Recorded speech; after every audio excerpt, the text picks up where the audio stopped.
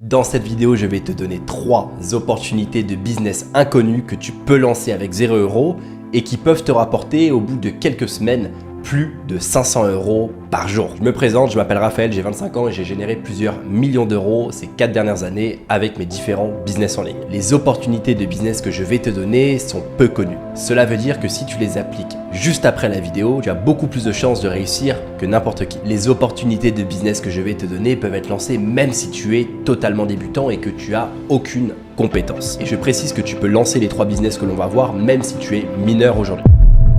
L'opportunité numéro 1 est tout simplement une agence de gestion Airbnb, communément appelée aux États-Unis une agence subleasing. Ce concept est en train d'exploser partout. Énormément de personnes en parlent, que ce soit aux États-Unis, en Angleterre, etc. Et j'ai une bonne nouvelle pour toi, c'est pas encore arrivé en France. Mais tu vas me dire, Raphaël, en quoi consiste une agence subleasing? Bah écoute, il n'y a rien de plus simple en termes de business model. Je vais te donner un exemple que j'ai connu personnellement. Ces dernières années, j'ai acheté plusieurs biens immobiliers. Ce qu'il faut savoir avec l'immobilier, c'est que généralement, là où on fait le plus d'argent, c'est pas sur la location long terme, donc des contrats de 6 mois, 1 an, mais c'est sur les séjours court terme.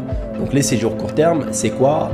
C'est Airbnb, où des personnes vont louer ton appartement, ta maison, pendant 10 jours, 15 jours, voire même un mois. Étant donné que ce sont des séjours qui sont très courts, le prix de la nuit est beaucoup plus élevé que si c'est une location sur le long terme. Sauf que une chose que beaucoup de propriétaires n'ont pas compris, c'est que manager un Airbnb, ça s'improvise pas. C'est un métier à part entière. Et quand j'y pense, c'est assez logique. Tu dois t'assurer que la femme de ménage a bien fait le travail, qu'elle t'envoie les bonnes vidéos, etc. pour vérifier que tout est parfait dans l'appartement. Quand des fois il y a 2 réservations, il y a seulement une journée d'écart entre ces 2 réservations. Donc tu dois être parfaitement organisé pour faire en sorte que tout se passe bien. De 3, il faut te mettre à la place du client. Qu'est-ce que le client a besoin? Qu'est-ce qu'on peut optimiser dans l'appartement? Qu'est-ce qui manque au client? Et ça, c'est un travail de manière continue. Et aussi, là où beaucoup de gens font des erreurs, c'est que leur listing est vraiment extrêmement peu professionnel. Et là, ce qu'on va faire maintenant, c'est que je vais te comparer 2 exemples de listing. Donc là, tu peux voir sur cette annonce Airbnb que le listing donne vraiment pas envie. Les photos sont pas vraiment lumineuses, ça se voit que c'est fait avec un téléphone. Bref, ça fait pas vraiment professionnel selon moi. Même au niveau de la description, on n'a pas toutes les infos du coup qu'on aimerait avoir. Et généralement, ce genre de choses, ça se répercute sur la note que les clients vont te donner. Et d'un autre côté, on a un Airbnb très bien géré. Tu peux voir que les photos sont beaucoup plus professionnelles, que l'appartement a l'air d'être assez bien organisé, qu'il y a littéralement toutes les informations dans la description, où se situent les appartements, les choses à faire à côté, etc. Et ça se répercute sur le prix. On peut prendre 2 appartements identiques, s'il y a une annonce qui est bien gérée et bien marketée, l'appartement peut faire gagner 3 fois plus au propriétaire que si l'annonce a un marketing totalement pourri. Donc toi, pour résumer, qu'est-ce que tu vas faire? Tu vas tout simplement, dans un premier temps, prendre contact avec des propriétaires d'appartements. Ce que tu peux faire pour prendre contact avec ces propriétaires d'appartements, c'est te créer un compte Airbnb et tout simplement démarcher en posant des questions directement aux propriétaires d'appartements ayant des annonces peu correctes. Tu vas leur expliquer ce que tu fais, tu vas leur donner des conseils gratuitement pour qu'ils améliorent leur annonce et ce que tu vas proposer, c'est de prendre un pourcentage sur chaque réservation en échange de la gestion de leur appartement. Le pourcentage, généralement, il est entre 15 et 20%. Moi, personnellement, je donne 20% du coup aux personnes qui managent en fait mes Airbnb. Et ce qui est bien avec ce business, c'est que tu as besoin de 0 €. Parce que le ménage, le ci, le ça, déjà, c'est pas toi qui vas le faire. Tu vas simplement manager la femme de ménage, mais tu vas pas faire le ménage toi-même. Pourtant, la personne qui gère mon appartement vit en France. Donc, tu n'as pas besoin d'être à côté. Si tu as besoin d'une femme de ménage, tu la recrutes, tu l'organises, elle t'envoie des vidéos de l'appartement une fois que c'est fait et tu fonctionnes de cette manière-là. Et comme je l'ai dit juste avant, t'as 0 à avancer parce que c'est le propriétaire qui va payer les différents frais, etc. Et avec ce business model-là, tu peux facilement avoir 30, 40, 50 appartements si tu es bien organisé. Donc je te laisse faire le calcul, imagine que tu as 20, 30 appartements et que chaque appartement, on va dire, rapporte en moyenne 2000 € par mois. Donc toi, tu prends, on va dire, 500 € environ, bien sûr. Donc 500 x 30, tu es directement à 15 000 € par mois. Donc pour un business que tu peux lancer avec 0 € en tant que total débutant, moi personnellement, je trouve ça incroyable. Deuxième business, lancer une entreprise de nettoyage. Alors ça, tu vas me dire, c'est quoi ce bordel? Mais écoute bien ce que je vais te dire. Actuellement, aux États-Unis, il y a des personnes qui font plusieurs centaines d'euros tous les jours grâce à un business de nettoyage. Ils ont 15, 16 ans, 17 ans et ils ont en l'espace de quelques semaines saisi cette opportunité et gagnent énormément d'argent.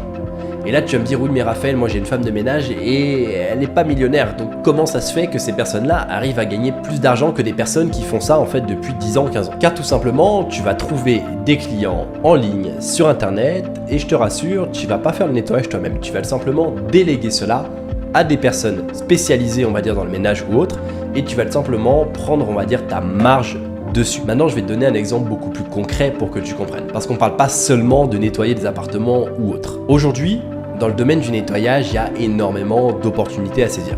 Je te prends un exemple concret. À Dubaï tu peux tout simplement via une application mobile appeler quelqu'un qui vient nettoyer ta voiture pendant que tu dors ou autre. Ça veut dire que tu envoies une photo de la voiture où est-ce qu'elle est garée, et l'entreprise vient avec un camion et s'occupe du nettoyage extérieur on va dire de la voiture et intérieur si tu leur donnes les clés. Et ça c'est un service qui se facture entre 50 et 80 euros, et je parle des prix bien sûr si tu fais ça en France, Belgique, Suisse. Donc maintenant je te laisse sur le calcul, tu en fais 4 ou 5 dans la journée et tu trouves un prestataire qui peut s'occuper de faire cette tâche là. On va dire que ce prestataire te coûte 25 euros par nettoyage et que toi tu factures 80 euros, bah tu prends littéralement 55 euros net dans ta poche sans avoir rien fait, du moins en ayant juste organisé du coup ce nettoyage là. Et il y a énormément de choses à faire. Tu peux créer un site web, lancer des publicités avec 10 euros par jour et tu t'occupes de montrer des vidéos etc. de nettoyage, que ce soit de canapé ou autre.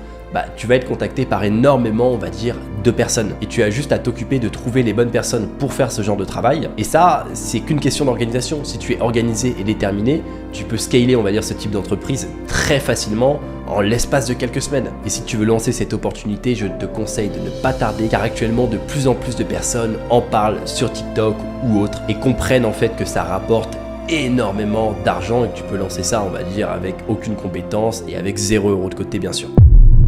La troisième opportunité de business inconnu que nous allons voir est pour moi la plus intéressante. C'est simplement une agence SMMA de microservices que nous allons réaliser grâce à l'intelligence artificielle. Alors, que sont les microservices? Les microservices, c'est simplement la création de logos, la rédaction d'emails, la gestion d'un service client en ligne, bref, des tâches que n'importe qui peut faire, même si tu as 15 ans, 16 ans, 30 ans, peu importe ton âge et ton budget, tu peux faire ce genre de choses. Mais ça, tu vas me dire, ouais mais Raphaël, ça existe depuis déjà pas mal de temps, de genre de personnes qui font ça. Ouais, mais il faut comprendre une chose, c'est qu'en l'espace de 2 ans, le domaine du marketing digital et des entreprises qui souhaitent, on va dire, développer cela a littéralement explosé.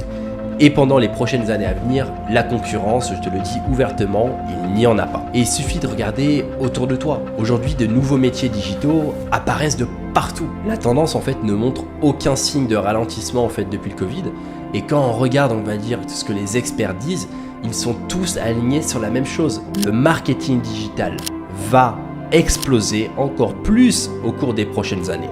Et se positionner sur une tendance qui n'a pas encore explosé, c'est le meilleur moyen de faire beaucoup d'argent. C'est comme en bourse ou en crypto-monnaie. Si tu te positionnes sur le truc qui va faire x10 du coup avant tout le monde, tu vas pas avoir de soucis d'argent. Donc ça, prends-le en compte.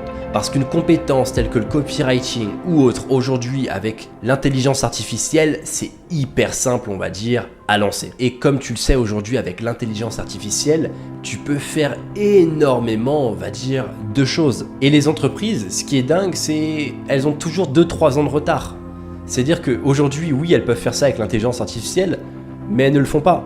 Comme pendant le Covid, elles pouvaient faire de la publicité en ligne, etc. Et plein de restaurants ne l'ont pas fait. Pourquoi ? Parce que le restaurateur, il a autre chose à faire. Dans le sens, il doit être concentré sur son restaurant, sur ci, sur ça. C'est pas des personnes, on va dire, issues d'Internet, donc ils n'ont pas accès aux mêmes informations que toi. Donc toi, aujourd'hui, si tu utilises l'intelligence artificielle dans ton agence SMMA de microservices, tu vas pouvoir prendre une multitude de clients que tu vas facturer des fois 50 €, 200 € par mois. Bref, si tu cumules 15-20 clients, je te le dis, les 10 000 € par mois, tu vas les atteindre très très rapidement. Et d'ailleurs, par rapport à ça, tu peux récupérer un plan d'action, du coup, tout simplement en cliquant sur le premier lien dans la description. Il y a une vidéo en fait de 30 minutes où je vais te montrer plus en détail, on va dire, cette opportunité qu'est une agence SMMA. Et ensuite, en réservant ton appel, tu peux obtenir un plan d'action directement, on va dire, via mes équipes qui vont te montrer comment est-ce que tu peux lancer cette agence d'un point de vue beaucoup plus concret en te donnant en fait les meilleurs conseils.